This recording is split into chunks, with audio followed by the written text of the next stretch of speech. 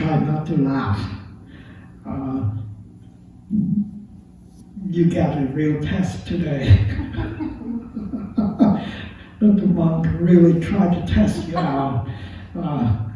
He didn't pick the time before or after the meditation, but right during the meditation that he used it. So it was very noisy. But it was a good test, right? You feel a noise, you feel and then he starts to feel a little bit for some times, and then it feels good again, and then he restarted again, and it feels bad again. So, which is great. About 90% of my time in the forest, especially in Myanmar, they were during the construction. So every day they straighten the steel bar, clanging, clang, clang, clang, clang, all day long. So I get used to it, so I have no problem with noise at all.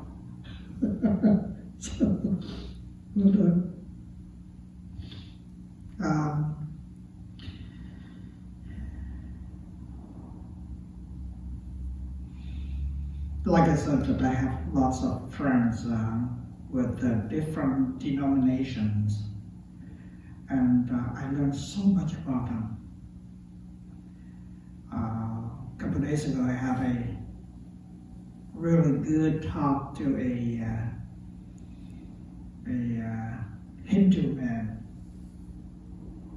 and he taught me so many things that I didn't realize that. So I truly appreciate that. It was incredible that how he opened my mind about his religion, which is great, really great, and I appreciate that. Anyway, the name was Mangala.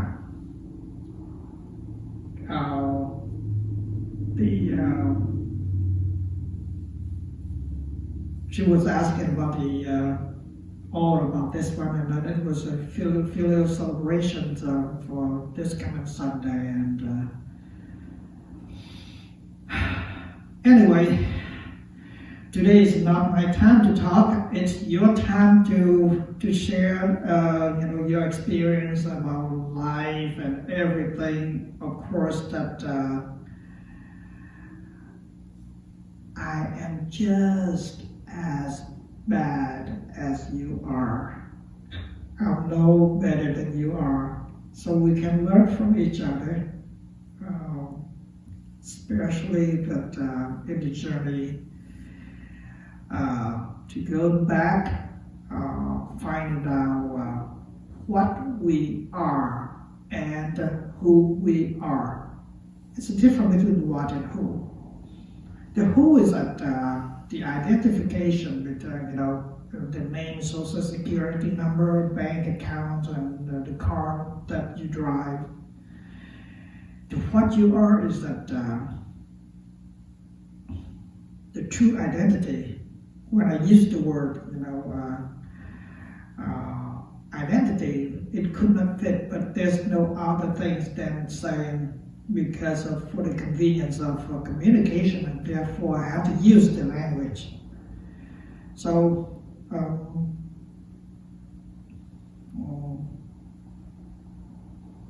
in Theravada tradition, which is the elder school, the oldest school, they preserve and they try to practice as close as possible during the Buddha's period.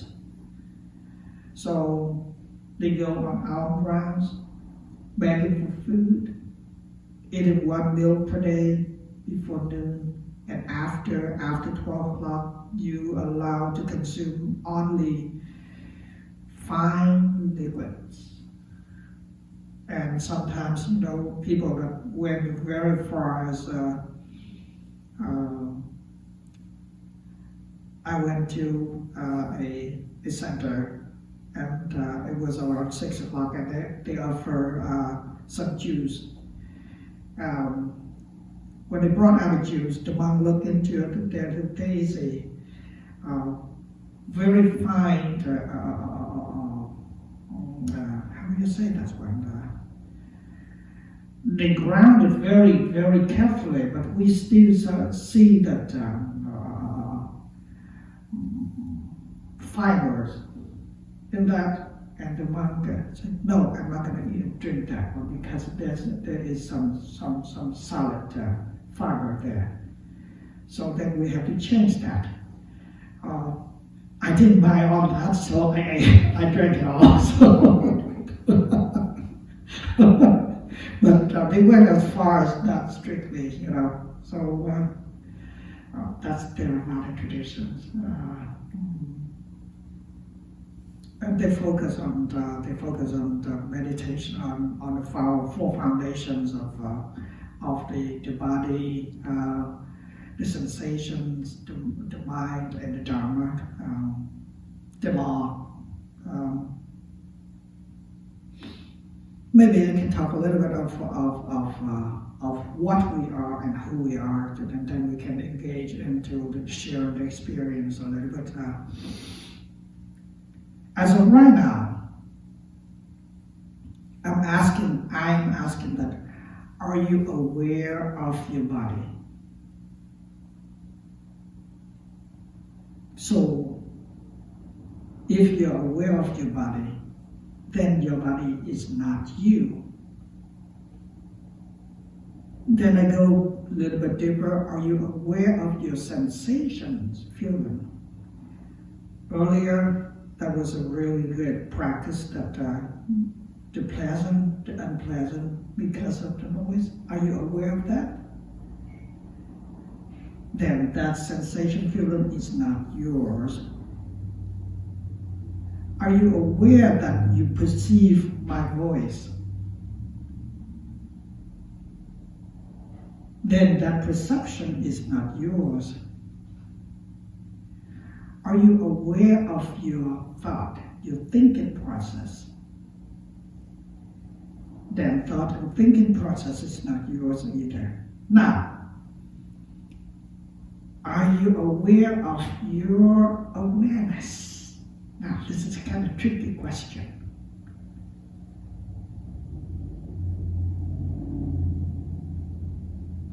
Simply saying, are you aware? Yes, you are aware. It just because of you are looking for an object to be aware of. Now, I'm taking all the objects away. That's why I'm questioning, am I really aware? Yes, you are aware, but now you're aware of nothing. That is your true identity. Take away all the objects that you're aware. Earlier we have 4 objects. Primary object, which is operates, by the time that you woke up from your deep sleep. And those are the 4 things. And we take away of that, then we are still aware. And sometimes it's a strange language when lately that aware of the awareness, which sometimes it gets confused. But if you are aware of without any object, then that's it completely. That's simply. And from there that we can find out who we are. We are nothing. Because of the body is not yours. The body, by the time you were born until now, it has changed quite a bit. Earlier, I heard I heard the professor something and said, are you sure that this body is yours? I cannot even control my bowel movement.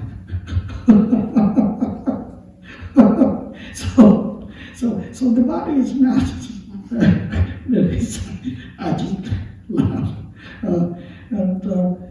And the sensation, feeling, they come and go. You cannot control. When you hear the noise of your blow machine out there, you get get irritated. When the noise gone, pleasant feeling comes back again. So by condition of such, therefore the sensation feeling comes. And if that sensation feeling comes by condition, then it's not yours. Same thing with perception. And we perceive, let's say that an object. Well, look at me, when you perceive me with this color, but a dog perceives the same object but it's not the same color. So perception is not, it's by condition. And thought and volition thought, in one object, different people look at it and different people have a different concept about it. So it cannot be. And because of that, they're not yours either. And then by definition, that are you aware of the awareness, or are you just simply aware? Yes, you are. And right there, the true identity is the awareness, which is this particular being is almost like nothing. I say almost because I try to hold on to something because I still like pizza. So, okay. Now it has been quite a while, and I think that Marcus and Daniel and all of us, we have some experience to share about. So please, so I can learn to.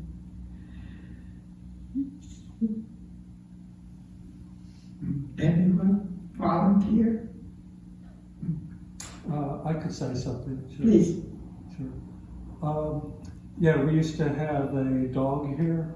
I think Marcus remembers Kiki, right? Did anybody else know Kiki? I assume not. You know Kiki? Did you ever meet Kiki? No, never met. So we used to have this little dog here called Kiki, and Kiki always participated in the meditation, and Marcus, you could add in to the story. And so Kiki was not a very well behaved dog, to say the least. So Kiki was always kind of anxious and nervous, and Kiki would walk around a lot during the meditation and look at everybody very carefully, like he was monitoring. This was my impression anyway. He was checking up on everything. The Thay really loved Kiki and was very tolerant and let Kiki participate. And then what would happen is if somebody came late to the meditation, if they came after 7 and they opened the door, and Kiki would start barking really loud. And so we were all meditating, and Kiki was very irritated that somebody would come in late. Anyway, Kiki was always very well tolerated, and it didn't really bother anybody, all that misbehavior, because it was just kind of his or her, I guess it was a he or a she, Marcus? It was a he, yeah. It was just kind of his nature, kind of anxious little dog. And Kiki listened to all those Dharma talks and just never really got the message exactly how to meditate and to be quiet. Yeah, if you're wondering what happened, one of the we call it practitioners here adopted that. That was very nice. Mhm. Anyway, it's really special to have Kiki here during the meditation. I don't know if you know, if you bow to Kiki, he would bow down too. No, I didn't know that, Marcus. That's really Oh, great. okay. Yeah. Yeah, if you bow to him, he would Oh. two paws out and bow back down to you. Uh-huh. All right. Oh, by the way, that we have a Buddhist tradition that we bow together like this, and that doesn't mean that you pay respect to the superior, to like a monk or so, but we bow together for your being, for your well-being, for your potential to become free. For that, it's not that you know. Of course, that one way we say that we pay respect.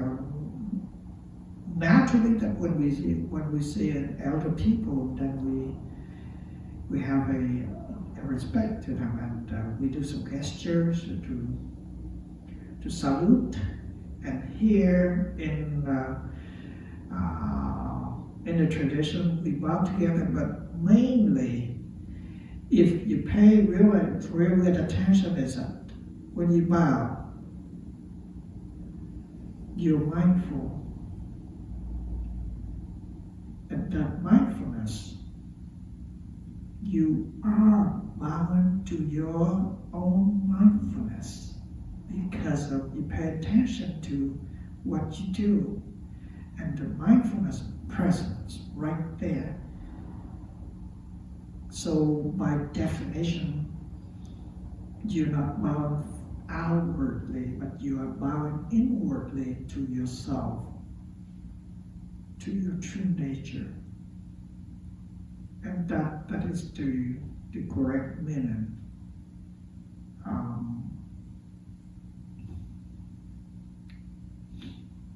Paying respect to the external objects, that even greater. One time, the Dalai Lama came to a Catholic monastery. When he passed by a statue of Virgin Mary, everybody did not expect this happen. He stopped and he bowed to the statue.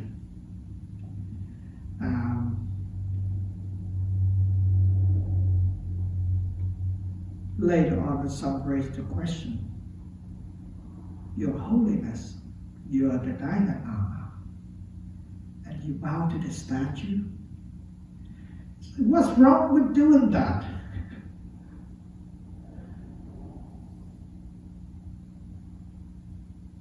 We practice humble to bring ourselves, to bring the egotism down.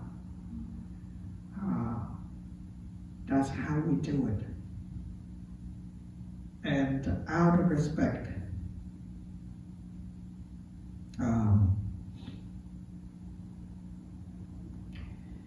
any of us here, all of us have the potential to be free.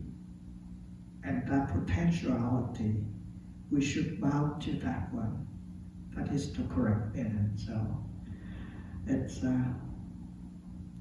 so I bow to all of you. Now, keep going, please. Oh, Christy, you attend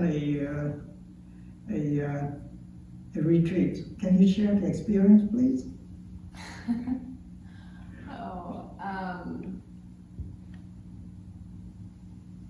Yeah, I was sharing with Daniel before we walked in that I'm definitely noticing in the mind wanting to attach to the experience there.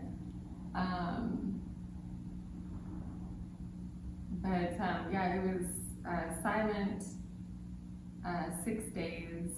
One day was completely silent. The rest we spoke just during dinners. But it was a lot of meditation and very powerful. Was it here in this area? No, it was in Colorado. Oh, Yeah. So. Naropa University. No, it was actually at someone's house. Oh, okay. Yeah. It was 14 people, pretty intimate. Yeah. What kind of meditation was that? I'm not sure. It's the gentleman that hosted, he's a non-duality teacher. So, but he has a Zen background, so he does talk a lot about Zen tradition and a lot of different things. Very, yeah. I was really quick. I was going to mention the sound, Yes. which I loved. Oh. Actually, I found to be very fascinating, and also watching the mind create stories around it.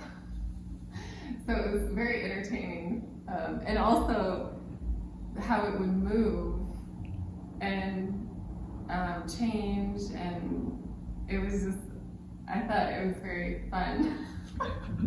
So you were saying perception, I could see how, maybe on a different day I'd be very irritated by that. I'm seeking silence here, peace, and there's a noise. But yeah, it was kind of playful for me. You need to retreat because of Oh. Well, I would like to add it in a little bit of a perception.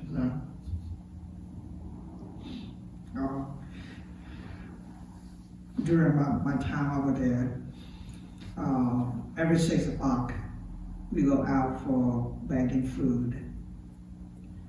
And the first one was a young lady. She always offers food, and she was the first one that we came out and saw her. This particular young lady, I don't know how to put this, but when it's my turn, she gave me a smile.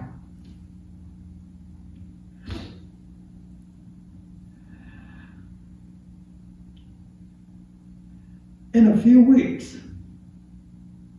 I start having some kind of inclination toward her. And then one day, the mind says, she's so beautiful. I guess that I could get acquainted to her. And then the mind went on, maybe I can ask her out. Now this is the true story. And then she's so lovely that I could marry her and bring her back to the United States. It went on to that far. And I got attached to her for at least I would say that about 2 weeks or so. But then what came, what arises has to be an end. And one day, it's still the same, that lady, still the same smile, offering food, and holy crap, what I'm doing. She is just flesh and bone.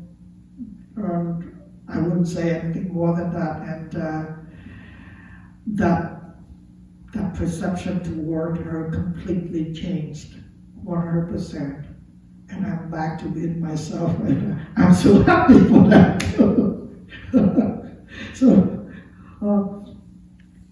that's how the mind perceives upon an object. How it can change.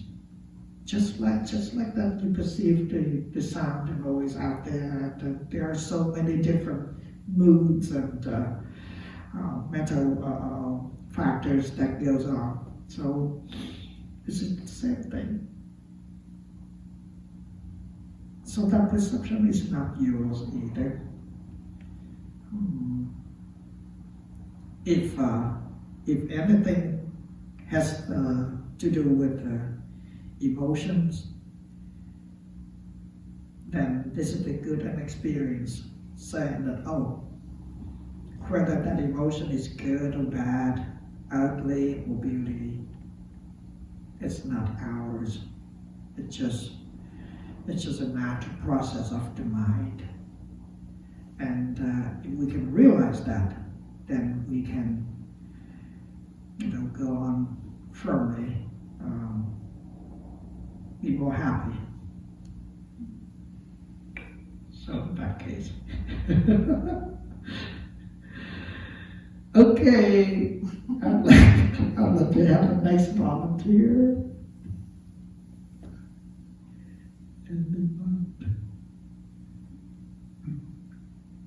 Everything is an experience, and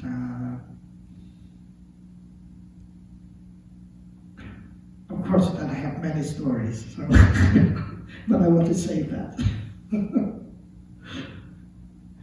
Marcus, past couple weeks that you were hosting your daughter, so must be something that's really interesting. Yeah, so, Lynn's been in Vietnam since January. I went there and dropped her off. So it's kind of interesting where you kind of miss family and have the social interaction. So I've been living almost 8 months. Well, you have to exclude the retreat that I was on. So it's funny how the easiest way to describe it is far, eyes tired. In Vietnamese, eyes xa mắt mỏi, ở gần miệng mỏi. So far, our eyes are tired. Close, mouth is tired. So I got used to accepting that that from now on I would probably live by myself at the house. So then I had my niece come, and then I didn't quite miss the call it solitude or living by myself so much. It was fun hosting her and stuff, but it was a lot more work. I realized, wow, just taking care of myself reminds me of having help out Lynn to go to when she was during pandemic to help her make food, make sure because I went from home and then I made food when I got prepped it for her when she came home. But anyways, doing that for my niece, taking her around every morning, taking her to ballet, at the Pacific Northwest Ballet, all the way down to Seattle. And then every day coming back and then going back and work, and then every day going picking her up when she got out. And this is 6 days a week.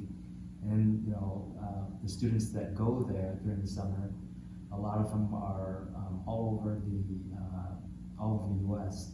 And a lot of them were where she had met while she went boarding school to learn her ballet in Pennsylvania. So it was just very interesting that so and we took her around to all these places and all these events, because every Sunday they had an event as well too. And then through the week they wanted to hang out, but definitely Friday night they wanted to hang out. So it was a lot of work to see what it was like. And funny how you miss one and then you wow, I miss that interaction. And you have interactions like for 3 weeks I had intense activity with my niece. It was fun. I was just taking her more like a guardian for the other people that went along as well too. So some of her friends would want to go somewhere. So weekends as well after classes. So it was very interesting to flip flop it. How does your mind react to all of that? Yeah, I enjoyed it. So it kind of snapped me out of my, what do you call it, attachment to Lynn, because I kind of already accepted it at that point, that I might, we might not see each other again, and that's that's the path that she was going to go. And then I had a good conversation with her when my niece was here, and then she said, interesting how for me, I kind of accepted it. So it's like, 7 months or so living by myself. I was like, okay, this is probably it, because she kept repeating me when she went to Vietnam. She's like, I'm not coming back. Because we discussed it initially. It's like, okay, 1 year retreat. 6 months, 1 year, however long you need. We worked in pharmacy during the pandemic. It was tough. We need to decompress. And it's nice to see if this is the path you want to go. So she kept repeating it to me, and then at the first few months, first month, yeah, not a problem. By second, third, then I started feeling, I started recognizing, that attachment, And then by the second month, I'm okay, I kind of accepted it. But then this last month, so she always likes to keep me on my toes. So this last month, she was like, so I think there, spending time and hearing all these other people, because she had her family, because a lot of her distant family is still in Vietnam. And so they knew that she was there, and they came to the meditation retreat center. It's a monastery. It's a monastery for monks and nuns. So they came there, and they went. And usually it was her female cousins that came. Female cousins, men at least going to temple on a regular basis is not as common as women do. But when men go into it, I've seen just like women, they're very committed. Very few, but they're very committed. Just like with anything, you look at fashion designers and that. There's some amazing men that do it. So once they have the mind set, they're very committed. But it's the same women too. Anyway, so her family came, and some of them, and then they wanted to stay too. They brought their daughter or their son. Most times it was daughter, and they really wanted to stay with her too. And then their husbands, just like me, being home alone, missing the family, no one's cooking food for them, and basically, they try to get in contact with the wife, whatever, and say, because they know who, they had her contact, right? And they say, you need to send my wife home, and how dare you take them, because I miss them so much. So, and then I think that caught to her, and she talked to me about it, and she said she did miss me as well too. So I told her, well, so how was it? Are you still, because she back then told me she was gonna, shave her head. So every single time I watch her videos and see she shaved her head yet, or at least she didn't try. But at least from the discussion she had, I think she's thinking practitioner route.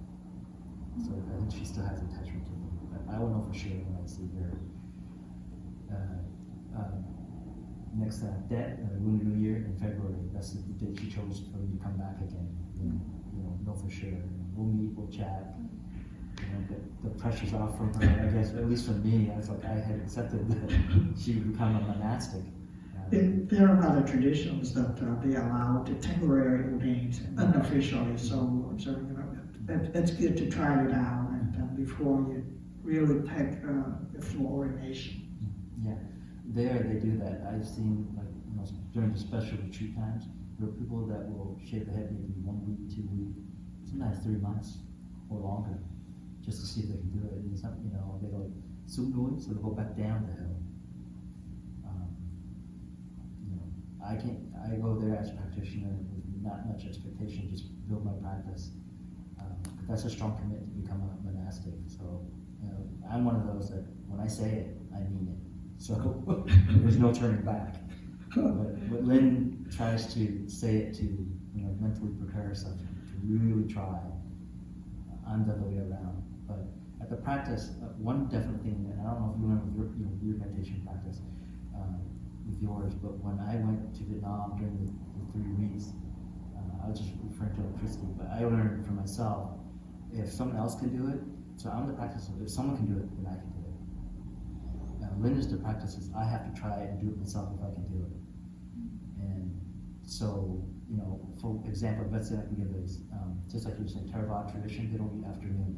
So this is a Zen practice location, but they follow a lot of Theravada tradition because they're trying to go back to the, at least, methods that think Theravada is very beneficial. So a lot of people will follow that practice when they're there. Cold turkey, just lunch. Well, they eat breakfast, so it's not that strict. I mean, they'll eat lunch, but there is no dinner.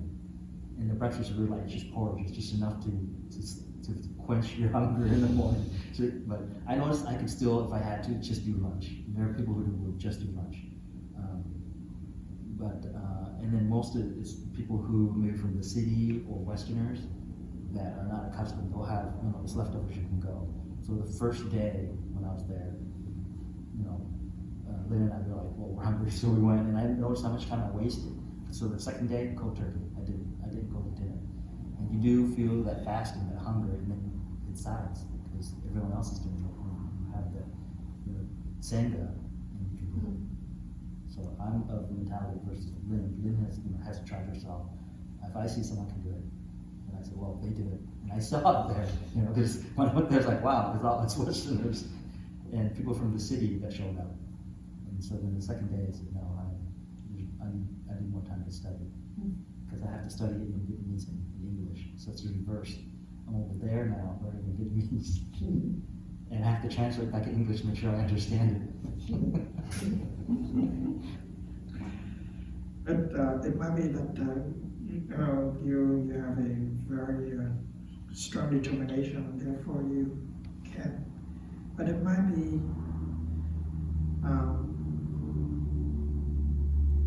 if we can try that determination in different situations. Let's say if it might fit. So. Because of I myself, I consider myself as a strong determination too. But my first time in the forest, second day, I almost gave up.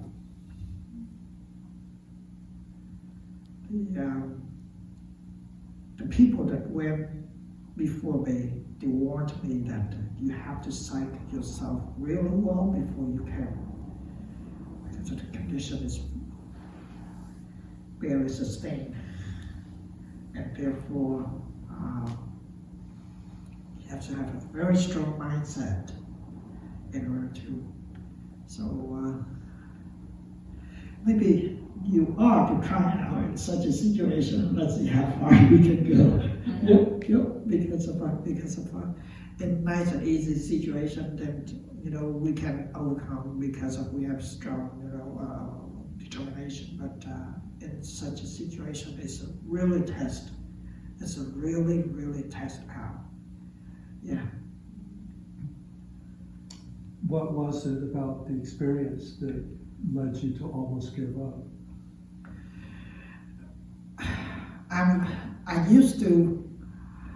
I came from this culture, and then I went back there. It's totally 100% flip, and we used to having everything that convenient, by your side, within reach, and then you can have it. Over there, it's not like that. It's not like that.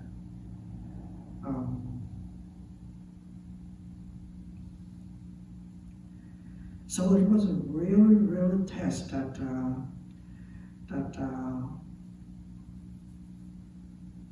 because of over there I did not speak Vietnamese, so among the people they didn't know who I was, so they spoke Vietnamese to each other.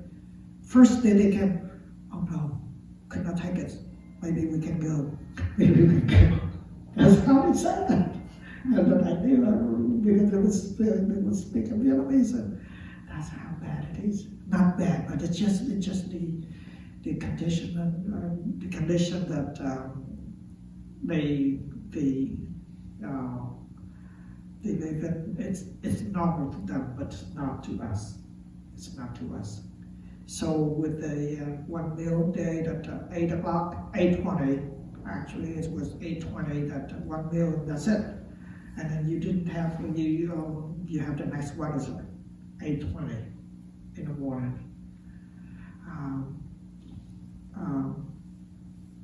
But with one meal, it's okay that because of if your body gets acquainted, the metabolism is adjusted, and let's say that it's just a matter of the calculation of calories. If you consume enough calories, then you can go for one meal. So it's okay. It was okay, but the condition of it is quite a bit different. So.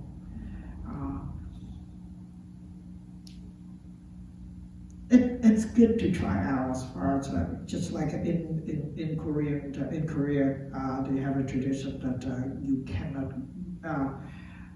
There was one retreat that Larry Rosenberg he wrote in his book that it was inhumane. They practiced this way for like 5 or 7 days. You don't allow to sleep. You just have to stay awake and practice.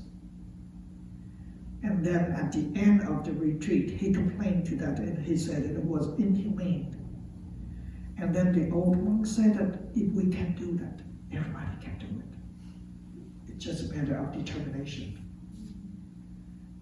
So that's how they went to the far extent. I was going to say too, Yes. you can psych yourself out. That's why I was there too. And if you think about it, the best way to say it is kind of the Star Wars with Yoda. Do not try. and so it's the same thing. If you just do it, if you just don't let your thoughts or like the sound. If you hear the sound that was blown earlier, if you focus on it, then you'll be disturbed about it. But if you just hear just the sound, then it's just a sound. Are you saying that when you went to the forest that you did not speak Vietnamese and the other people did? Yeah. So did you stay silent the whole time then? Mostly that I love being silent. I just love that if I have to speak, then I do. But normally that I will not open my mouth. And they don't know who I am. I was going to say, Thay, yours is a lot like me. I always talk unless I have to, but once I talk, it goes. So it's being by myself, no problem at all. I have no problem being by myself. I tried, twice, 3 months each, and I have no problem. I don't need to talk to anyone. Yeah. I'm just curious, at the end, did they realize that you could speak Vietnamese and that you could understand? No, they did not even. Oh. Yeah.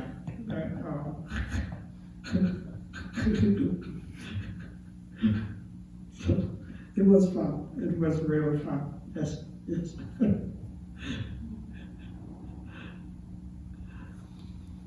Do you ever have anything to share in your experience? Yeah, Please? I have something to share. I noticed, I'm not sure whether it's true or not. Sometimes, if my mind starts to attach to my thoughts or a feeling, it is because I perceive my thoughts and feeling are true, which is not, or I attach them is because I have a fear of insecurity.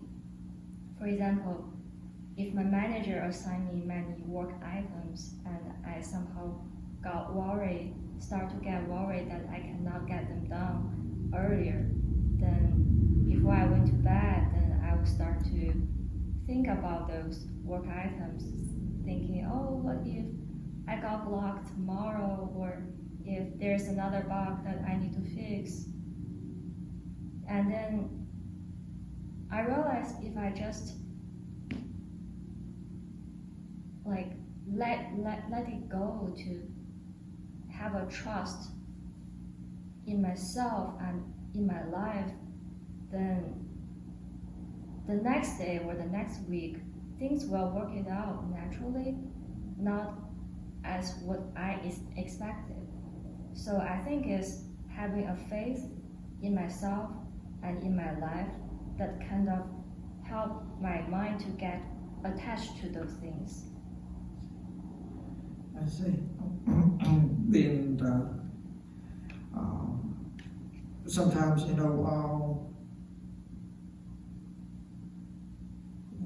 when the mind comes to an understanding, to have a wisdom about impermanence, and then sometimes the mind gets the wrong notion, get a wrong perception about impermanence, and it's very dangerous. Dalai Lama said that I would rather teach you to be real than unreal, and then you do something wrong. So, in the case that, of course, that there are conventional real and then the absolute real, and we operate on 99.9% on conventional real.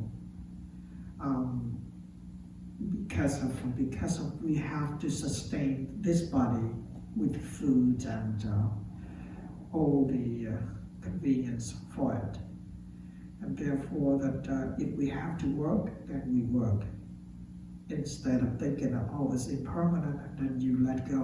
But later on, at the end of the day, you're hungry, and then you say that, oh, it's impermanent, so I might as well go rob a bank.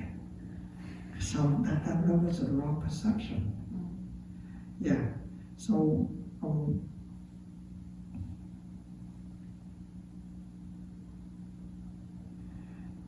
we can be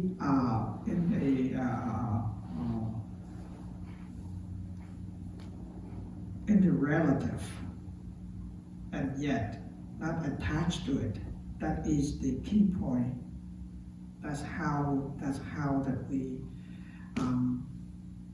being the father, the husband,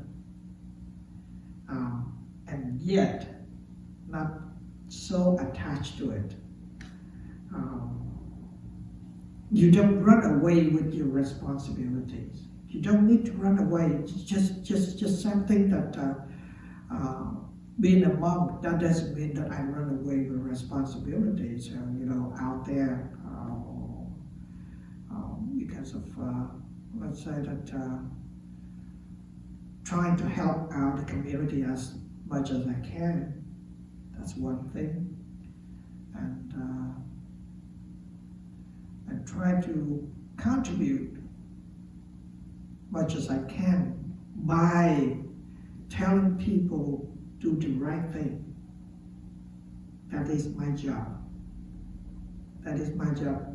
Being a monk doesn't mean that you stay secluded. You're gonna confine yourself in invisible walls, and then you just sit there and close your eyes and meditate. It's okay too, but you have the responsibility. It's just like that out there in the mundane world, that you have your responsibility. That's supporting yourself, supporting your loved one, or if possible, or at least that you pay taxes so they can have money to buy weapons. I'm just kidding. Just kidding. Just kidding. But it's when we fulfill our responsibility, our duties, then we feel good. That's the one way of practicing. That's one way. When you check it out during the day, and then before you go sleep, and you have done nothing wrong, you sleep soundly. See? And if you did something wrong, then you cannot close your eyes at all. So in a way that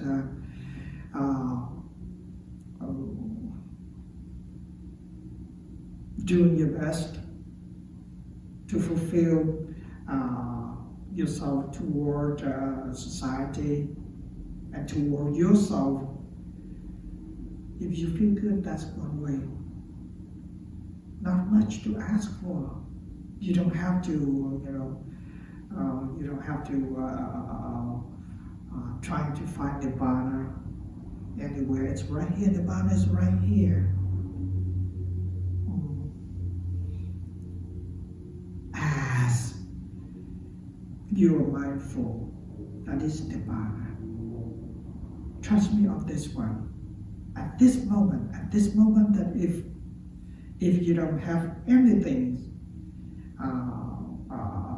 regret, then that's Nibbana. That's heaven. Very simple. Very, very simple.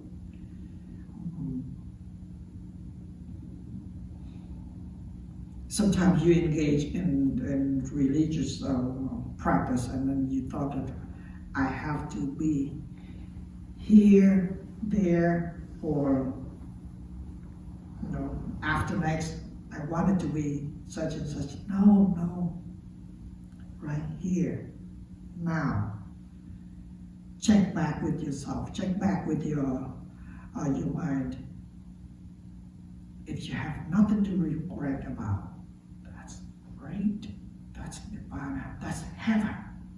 So does it mean I don't have to go somewhere to do retreat? I can just take my daily life and work as a retreat as well? Yes, completely right. That's like what I'm trying to pay attention to my breath when I programming. Yes.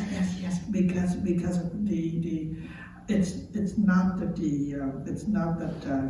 the external teacher out there is not necessary. But the internal teacher, which is you yourself, is the most important thing, because you can act, you can do anything, you can hide something from other, but you cannot hide that something from yourself, because you yourself, you know what exactly it is. Others don't know. Yeah, just like that, right here. Sorry saying this. We all have some secret in the back.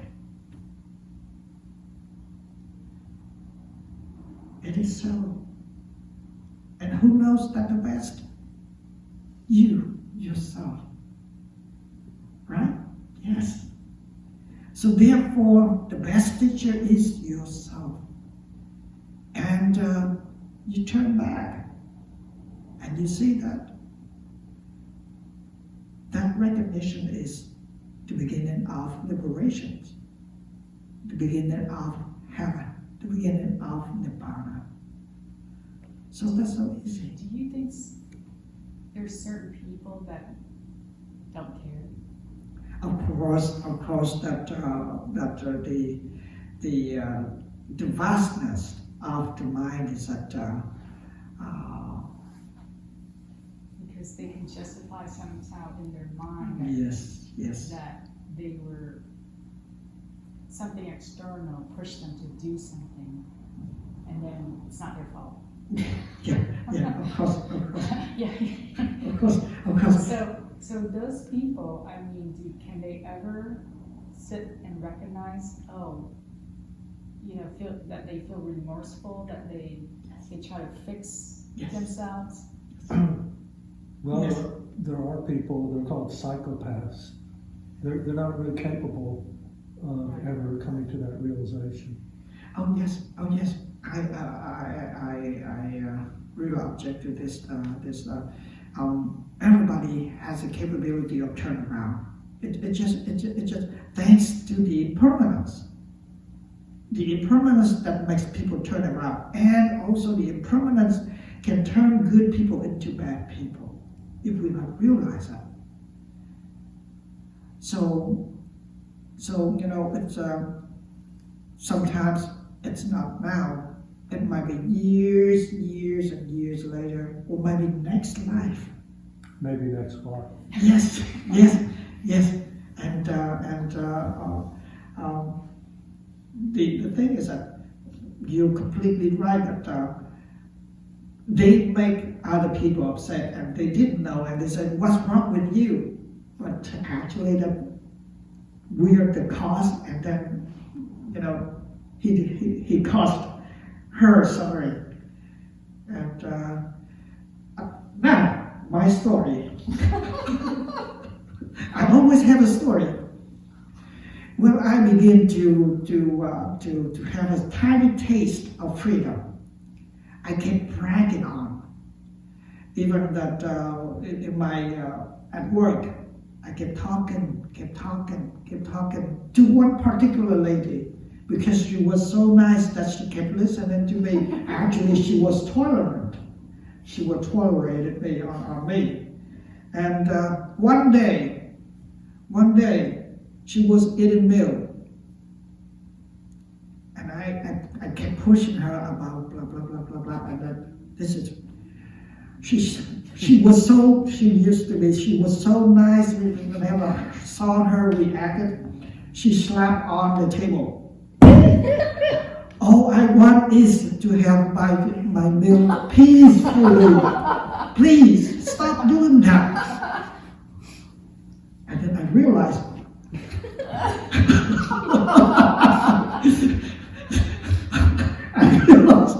that I bugged her so much for my little knowing about freedom. Be responsible. See,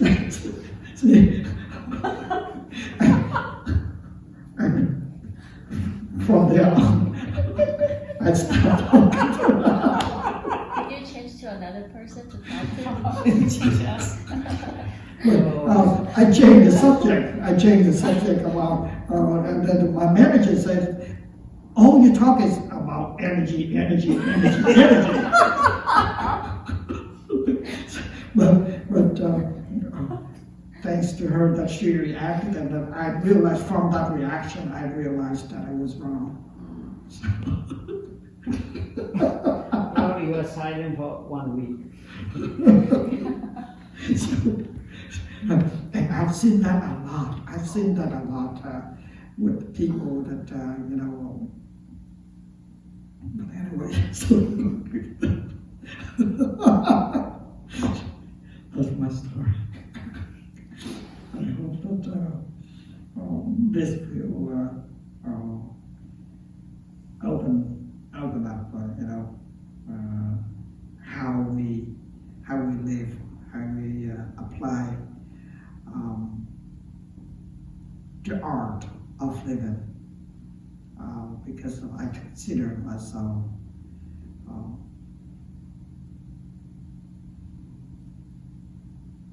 put it to the test.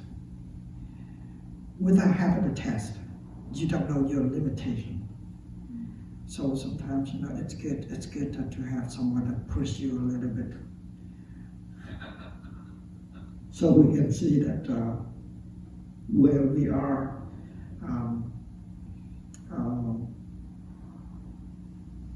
Just like that. I interviewed a monk that for years and years and years he thought that he got over with anger, but then he met his match, and then the anger came back, and I still have anger.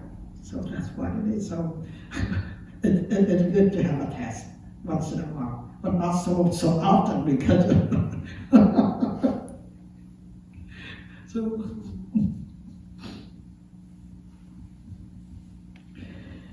maybe attain liberation from encountering situations. Situation is situation. It's just that we don't learn from it, that's all.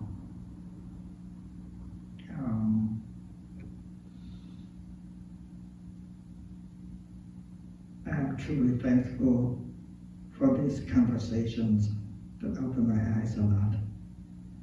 And with all of this, what we share today can be an experience for the next coming moment. Thank you. Thank you. Okay.